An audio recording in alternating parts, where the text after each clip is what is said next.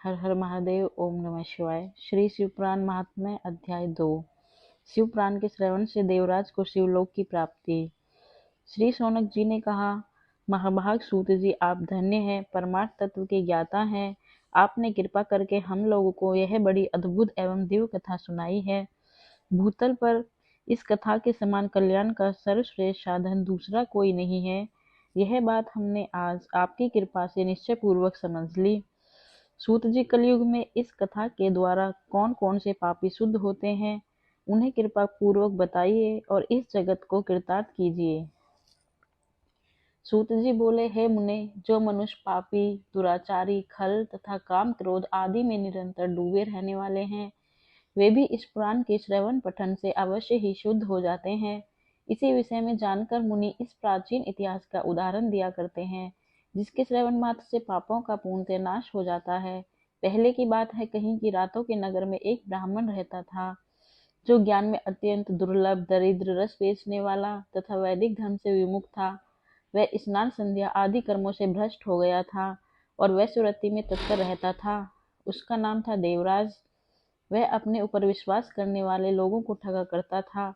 उसने ब्राह्मणों, क्षत्रियों, वैश्यों, शूद्रों तथा दूसरों को भी अनेक बहानों से मारकर उनका धन हड़प लिया था, परंतु उस पापी का थोड़ा सा भी धन कभी धर्म के काम में नहीं लगा था। वह वैश्यगामी तथा सब प्रकार से आचार भ्रष्ट था।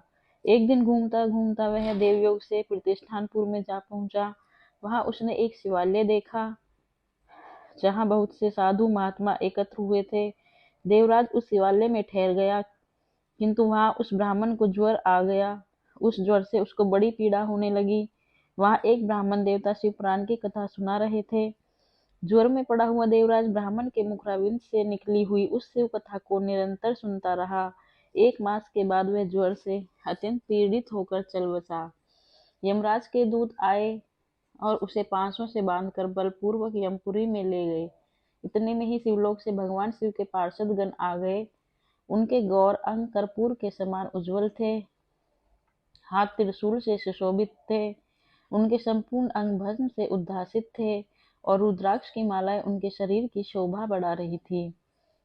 वे सब के सब क्रोधपूर्वक यमपुरी में गए और यमराज के दूतों को मार पीट कर बारंबार धमका कर उन्होंने देवराज को उनके चंगुल से छुड़ा लिया और अत्यंत अद्भुत विमान कर बैठा कर जब वे शिवदूत कैलाश जाने को उद्यत हुए, उस समय यमपुरी में बड़ा भारी कोलाहल मच गया।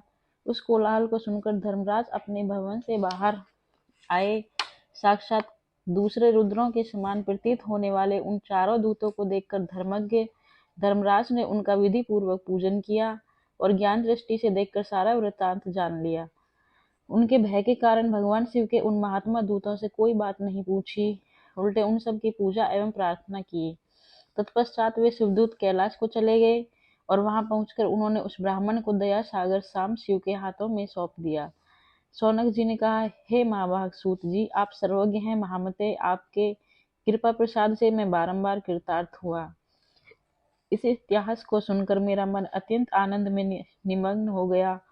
अतः अब भगवान शिव में प्रेम बढ़ाने वाली शिव संबंधिनी दूसरी कथा को भी कहिए। श्री शिवपुराण अध्याय 2 समाप्त।